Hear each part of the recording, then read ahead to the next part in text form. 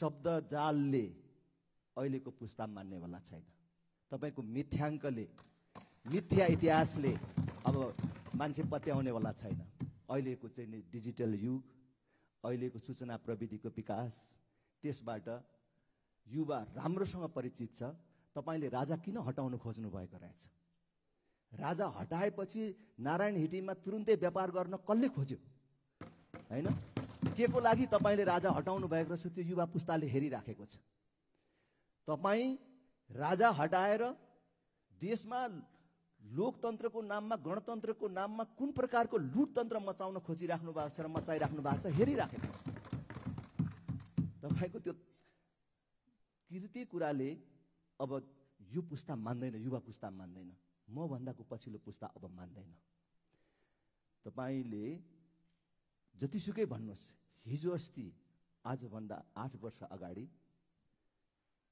देशको राष्ट्रिय ऋण 6 खरबमा थियो, आज 27 खरब पुग्यो। हामी हाम्रो जीवनकै र हाम्रो युगकै सबभन्दा बेसी कर तिरिराखेका छौं यो दशक। र त्यसमध्ये कति विकासमा गयो त्यो पैसा र कति तपाईको पेट भर्नमा गयो भन्ने कुरा जनताले हेरिराखेको छ। तपाईले गणतन्त्रको नाममा आकाशमा उडाउन नमिल्ने प्लेन किनेर खानुभएको कमिसन, तपाईले प्लेन बसाउन नमिल्ने एयरपोर्ट बनाएको कुरा राम्ररी हेरेको छ। त्यसकारण तपाईले जतिसुकै शब्दको आवरण दिए पनि अब नेपाली जनता र युवा पुस्ता मान्नेवाला छैन।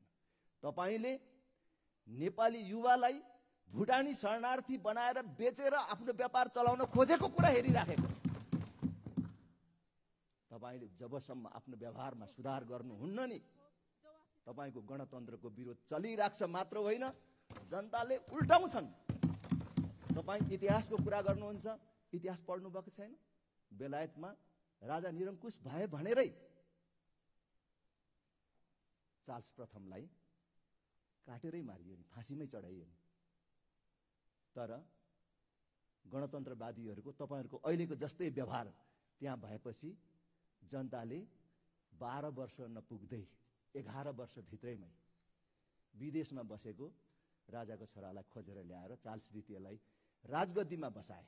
मात्र होइन नि, गणतन्त्रको नायक हुँ भन्ने क्रमवेललाई त्यसबेला मरिसकेका थिए, 1658 मै मरिसकेका थिए। 1660 मा जनताले च्यानबाट खोतलेर निकालेर उसको अस्थि पञ्जरलाई फाँसीमा चढाए। त्यसकारणले जनताले चाह्यो भने यो गणतन्त्र जान्छ।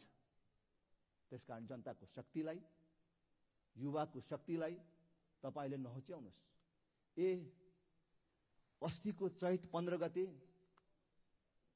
आन्दोलनकारीले मात्रै ज्यादती गरेको हो? त्यो नियन्त्रण गर्ने जिम्मा सरकारको होइन? तपाई कांग्रेस एमाले भन्नेहरू आज यो सत्तामा भजन कीर्तन गाउँदै मादल बजाउँदै आइपुगेको हो? तपाईहरु तोडफोड नगरी आएको हो? मान्छे नमारी आएको हो? मान्य सदस्य यहाँको निर्धारित समय सकिएको छ। त्यसकारणले मैले भन्छु कि त्यो सबिन महर्जनलाई हिडिराखेको बेला गोली किन हानियो? छतमाथि बसेर मञ्चमा किन म्याद सकिएको अश्रु ग्यास बर्साइयो? किन माथिबाट गोली हानियो? त्यसको जवाफ चाहिन्छ। र मसँग समय छैन, म अनुशासनपूर्वक आफ्नो समयमा आफ्नो कुरा टुङ्ग्याउँछु।